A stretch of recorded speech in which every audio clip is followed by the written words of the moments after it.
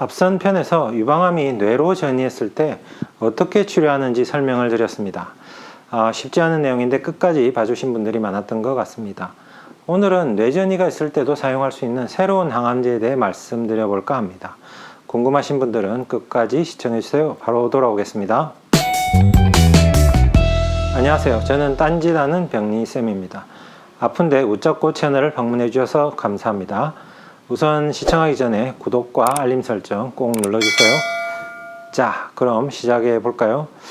이전 동영상에서도 말씀드렸듯이 유방암의 경우에는 아주 효과 좋은 치료제 덕분에 과거보다도 건강한 삶을 좀 더 오래 유지할 수 있게 되었는데요. 특히나 유방암은 기본적으로 평균 10년 이상의 삶을 살게 되면서 치료 과정 중에 여러 가지 항암제를 사용하게 되었습니다. 그런데 치료가 끝난 이후에 재발을 하거나 하면 치료제의 선택에 있어서 여러 가지로 고민을 하게 되는데요. 앞서 한 번 사용한 치료제를 계속 사용해도 되는지, 아니면 한 번도 사용해 보지 않은 새로운 치료제를 사용해야 하는지 말이죠. 수술로 종양을 모두 제거하기 어려웠던 분들 중에 이전에 항암치료, 특히나 허셉틴 치료를 받은 적이 있다면 이 항암제 사용을 한번 고려해 볼 수도 있을 것 같습니다. 올해 4월 17일, 이미 몇 달이 지났죠. 미 FDA에서 미국 생명공학회사 시애틀 제네틱스라는 회사가 만든 새로운 항암제 투키사, 성분명은 투카티닙을 허가했다고 합니다. 새로운 항암제인 투키사, 이름이 좀 아주 독특하죠. 오늘은 이 항암제에 대해서 알아보도록 하겠습니다. FDA 허가사항에 따른 의약품 설명서를 참고로 해서 말씀을 드리도록 하겠습니다. 자, 그럼 첫 번째로 적응증, 즉 어떤 환자분들께 투약이 가능한지 살펴보도록 하겠습니다. 이미 이전에 안티-허투 치료제, 즉 여러분들께서 잘 알고 있는 허세틴 같은 약제를 한번 투여받은 환자들 중에서 이게 무슨 말이냐면 최초로 유방암 진단을 받은 후에 일반적으로 허투 양성의 경우에는 안티-허투 치료제를 사용하게 되는데요. 이때 적어도 한 번 이상 안티-허투 치료제를 사용한 적이 있는 환자를 말합니다.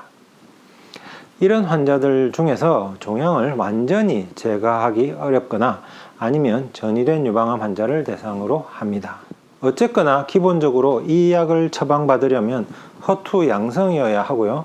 앞서 안티-허투 치료를 받았더라도 다시 허셉틴을 쓸 수 있다는 게 장점이 되겠습니다. 그러면 어떻게 투약할까요? 이 약제는 기본적으로 트라추즈막과 카페시타빈과 함께 사용을 합니다. 세 가지 항암제를 함께 사용한다는 말인데요. 이렇게 서로 다른 약을 함께 사용하는 것을 병용요법이라고 합니다. 이 약제는 300mg씩 하루 2번 경구 투여하게 됩니다. 그럼 임상시험 결과를 간단히 살펴보도록 하겠습니다. 허셉틴, 퍼제타, 케사일라 이 약제들 모두 허투를 타겟으로 하는 약제죠. 이런 약제를 단독 또는 병용요법으로 치료받은 경험이 있는 허투 양성 환자를 대상으로 했습니다. 이런 환자들 중에서 종양을 완전히 절제하기 어려워서 그대로 남아있거나 또는 전이가 있는 유방암 환자 612명을 대상으로 했고 무작위 이중맹금 위약대조군 임상시험을 했습니다. 다시 한번 좀 더 쉽게 설명을 드리면 허투를 타겟으로 하는 치료를 한 번 이상 받은 환자 중에서 여전히 몸에 절제 불가능한 종양이 남아있거나 아니면 다른 곳으로 전이된 종양이 있는 환자를 대상으로 한 것입니다.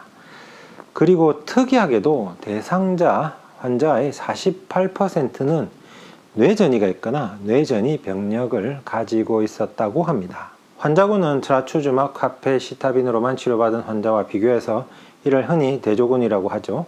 투키사와 트라추즈막 카페시타빈 병용요법으로 치료받은 환자, 이를 시험군이라고 합니다. 이 두 군을 비교를 했습니다. 무진행 생존기간, 프로그레션 프리 서바이벌 중앙값은 투키사, 트라추즈막, 카페시타빈 병용요법군이 7.8개월, 트라추즈막과 카페시타빈 투여군이 5.6개월이었습니다. 암 진행 사망 위험이 46%가량 감소한 것으로 나타났습니다. 전체 생존기간 오버럴 서바이벌 중앙값은 투키사, 트라추즈막, 카페시타빈 병용요법군이 21.9개월, 트라추즈막, 카페시타빈 투여군이 17.4개월이었고요. 전체 사망 위험을 34% 감소시킨다고 하는군요. 객관적 반응률, 이것은 뭘 의미하느냐 하면요, 항암제를 사용했을 때 종양의 크기가 얼마나 줄었는지를 살펴보는 것인데요. 투키사, 트라투즈맙, 카페시타빈 병용력분이 40.6%, 트라투즈맙과 카페시타빈 투여군이 22.8%였습니다.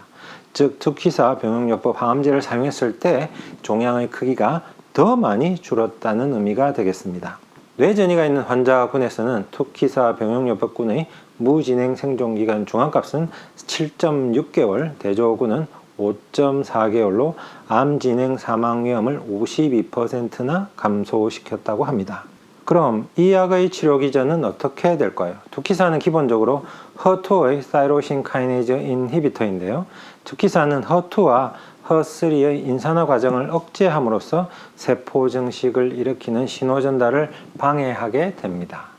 그래서 더 이상 세포가 자라지 못하게 만드는 거죠. 마지막으로 이 약은 항암제이니 부작용이 없을 수 없겠죠. 가장 주요한 부작용으로는 설사, 구토, 구역, 복통, 발작 등이 있는데요. 환자의 2% 정도에서 발생한다고 합니다. 그리고 간독성이 있기 때문에 간 기능 검사를 받아야 하는데요. 만약 이미 심각한 간 기능 장애가 있는 경우에는 처방 용량을 줄여서 사용해야 한다고 합니다. 이 약제는 앞서 다양한 HER2를 타겟으로 하는 항암제로 이미 치료를 받은 환자분들께서는 관심을 가지면 좋을 것 같고요. 특히나 뇌전이가 있는 환자분들께는 아주 새로운 희소식인 것 같습니다. 앞서 말씀드렸듯이 미국에는 허가가 되어 있지만 국내에는 아직 허가가 되어 있지 않아서 국내에는 언제쯤 쓸 수 있을지는 좀 더 기다려 봐야 할 것 같습니다. 자, 오늘은 여기까지입니다. 오늘의 내용이 유익하고 재밌었다면 구독과 좋아요 꼭 눌러주세요. 시청해 주셔서 감사합니다. 다음 시간에 뵙겠습니다.